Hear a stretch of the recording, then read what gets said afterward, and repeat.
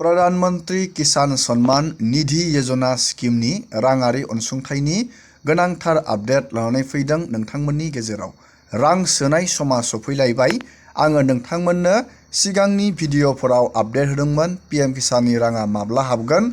लोगोसे जोङो दिनैनि नैबे भिडिअनि गेजेरजों फाइनाल पीएम किसाननि रांखौ माबे डेटआव सोगोन बेनि जोङो अफिसियेल आपडेटखौ दिनैनि नैबे भिडिअनि गेजेराव नायगोन। आरो जाय बिथांमोना गोदानै पीएम किसानाव एप्लाइ खालामनानै दोनदों बा मानिबा जाहोननि थाखाय नोंथाङा रांखौ मोननो हायाखै, नोंथाङा पीएम किसाननि रांखौ 19थि इनस्टलमेन्टआव नोंथांमोना बोरै मोननो, मस्ट इम्परटेन्ट आपडेटखौ जोङो दिनैनि नैबे भिडिअनि गेजेराव नायगोन। जुदि नोंथाङा इन्टारेस्टेड, भिडिअखौ जोबजासे नायलांबाय थाबानो जाबाय।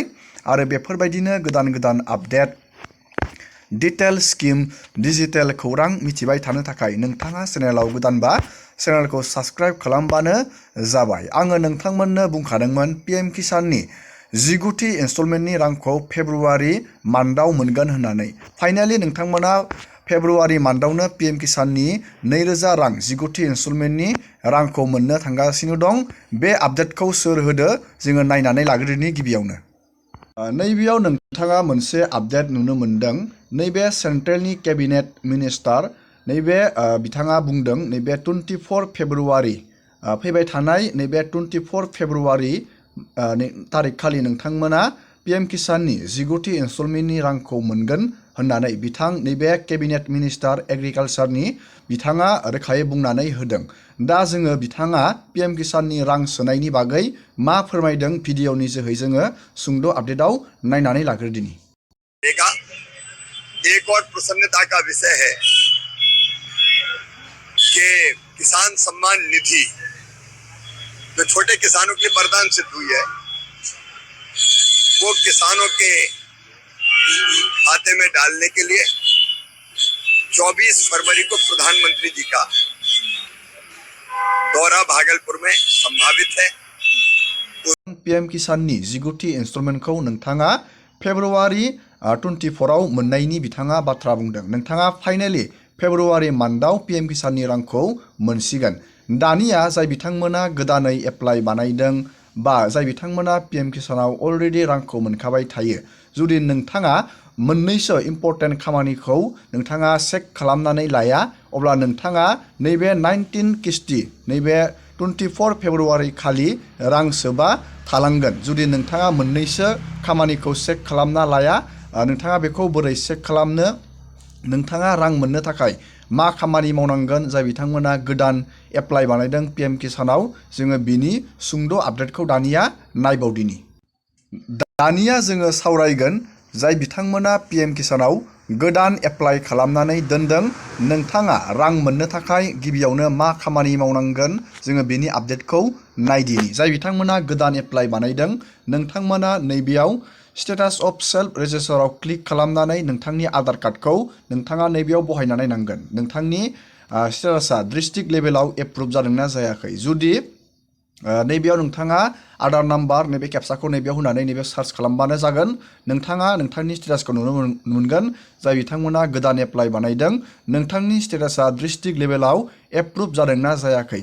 जुदि जाबाय, नोंथाङा बे नैबेयाव नोंथाङा जुदि आधार कार्ड आरो नैबे केप्साखौ नैबेयाव होनानै सार्च खालामनायाव नोंथाङा स्टेटासखौ जेब्ला नायगोन, बेयाव नोंथाङा डिस्ट्रिक्ट लेभेलाव एप्रुभ जानाय नुबाय, अब्ला नोंथाङा दानिया इकेवाइसि नोंथाङा इकेवाइसिखौ होनांसिगोन। इकेवाइसिखौ नोंथाङा सिएससि सेन्टाराव थांनानै इकेवाइसिखौ नोंथाङा आखाइनि फिंगारप्रिन्ट बेखौ होनांगोन। बे इकेवाइसि होनाया मेन्डेटरि पीएम किसानाव रां मोननो थाखाय। दानिया जुदि नोंथाङा इकेवाइसिखौ होबाय, अब्ला नोंथाङा दानिया आधारजों बेंकजों लिंक खालामनो नांगोन। आधारजों बेंकजों लिंक खालामथारनाया मेन्डेटरि। मानो होनोब्ला पीएम किसाननि रांखौ डिबिटि सिस्टेमनि थ्रुयैसो हरनाय जायो। आधारजों बेंकजों लिंक थाथारनांगोन।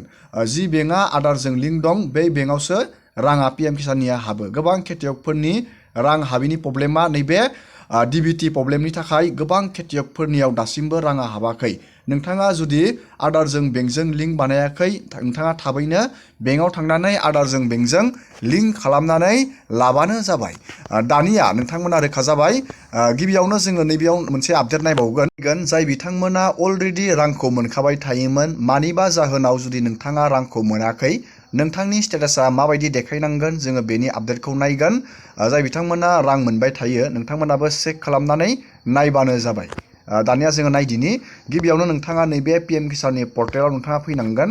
बेयाव फैनानै नोंथाङा नैबे नाउ इउआर स्टेटासाव क्लिक खालामनानै नोंथांनि एप्लिकेसन आइडिखौ होबानो जाबाय। नोंथाङा बेखौ रोंखागोन आङो भिडिअनि जोहै बिनि आपडेटखौ लाबोबाय दंखायो।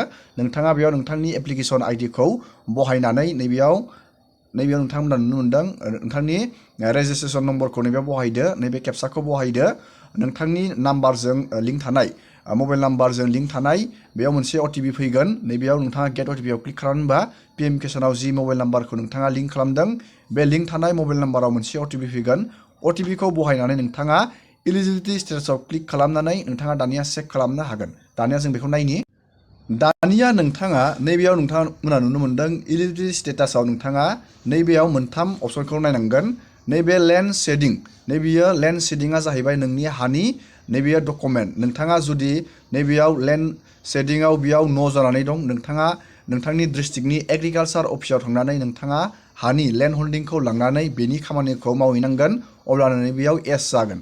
नैबे इकेवाइसिआ आं दहाय बुंनाया जुदि नोंथांनि इकेवाइसिआ नैबेयाव न' जानानै दं नोंथाङा सिएससि सेन्टाराव थांनानै थाबैनो नोंथाङा आखाइनि फिंगारप्रिन्टखौ होनांगोन अब्लाना नैबे येस जागोन। नोंथाङा नैबेयाव मोनसे अपसन नुनो मोनदों आदार बेंक एकाउन्ट शेडिं बेनो जाहैबाय आदारजों बेंक एकाउन्टजों लिंक। बेखौ डेबिट सिस्टेम बुङो डाइरेक्ट बेनिफिट ट्रेन्सफार। नोंथाङा बेखौ जुदि नैबेयाव न' जानानै दंबा नैबे एसनि जायगायाव नोंथाङा आदारजों बेंकजों नोंथाङा लिंक खालामनांगोन बेंकआव थांनानै। बे मोनथाम अपसना जुदि राइट चेन खोथैदों अब्ला नोंथाङा पिएम किसाननि 19थि इनस्टलमेन्टखौ नोंथाङा मोननो हागोन। आं नोंथांमोननो आपडेट खोन्थाखांबायमोन पिएम किसाननि रांखौ नोंथाङा फेब्रुवारि 24 मायथाइयाव नोंथांमोना मोननो हासिगोन। प्राइम मिनिस्टार नरेन्द्र मदि बिथाङा 24 फेब्रुवारियाव पिएम किसाननि 19थि इनस्टलमेन्टखौ नोंथांमोननो सोनानै हरगोन। नोंथांमोना भिडिअनि जोहै नुखांबाय। दिनैनि भिडिअखौ आङो बेखिनियावनो फोजोबबाय। नोंथांमोना भिडिअखौ नायनानै मोजां मोनदोंबा लाइक खालामबानो जाबाय, चेनेलाव गोदानबा चेनेलखौ साबस्क्राइब खालामबानो जाबाय, शेयार खालामबानो जाबाय। एसेनोसै दिनैनि